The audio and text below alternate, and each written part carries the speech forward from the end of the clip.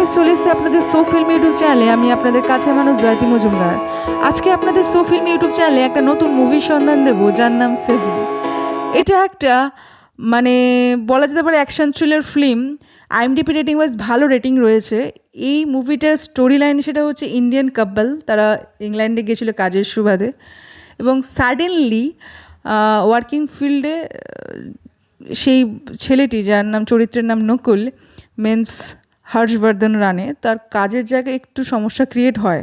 তার বসের সাথে ঝগড়া হয়, তার বস তার মধ্যে মৃত্যু হয় বসের, আর মৃত্যুর কারণ তার ওপর ঘাড়ে চাপে, এবং সেই সুবাদে তাকে জেলে নিয়েও যাওয়া হয়। এদিকে তার হাউস ওয়াইফ এখানে সেভি, সে সেখান থেকে বের করে নিয়ে আসার বিভিন্ন রকমভাবে চেষ্টা শুরু করে দেয়।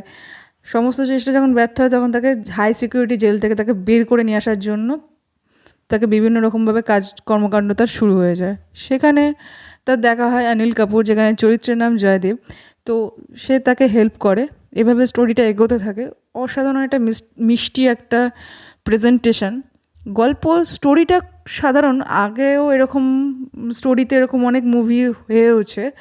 হ্যাঁ, আর বেসিক্যালি এই মুভিটা রিমেকই, মানে এনিথিং ফর হার মুভিটার রিমেক। বাট রিমেক হলেও তাদের যে প্রেজেন্টেশনটা আমার ভালো লেগেছে, মানে ফিল্মটা দেখে আমার খুবই ভালো লেগেছে তাদের অ্যাক্টিংটা।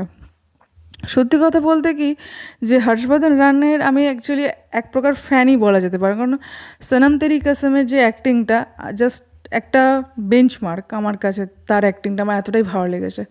তাছাড়াও এই ফিল্মের কথায় আসি, এই ফিল্মের সেভি, এই যে ফিল্মটা দেখলাম, তো এই ফিল্মের মধ্যে শুরু থেকে শেষ পর্যন্ত যে প্রেজেন্টেশনটা রয়েছে, স্টোরি লাইনটা আগেও এরকম স্টোরিতে এরকম অনেক বই মেকিং হয়েছে, হলে কী হবে, তাদের যে স্টোরি লাইনটার যে উপর বেস করে যে অ্যাক্টিংগুলো অসাধারণ। আমার দেখে মোট কথা ভালো লেগেছে। আপনারা দেখলে আমার মনে হয় খুবই ভালো লাগবে।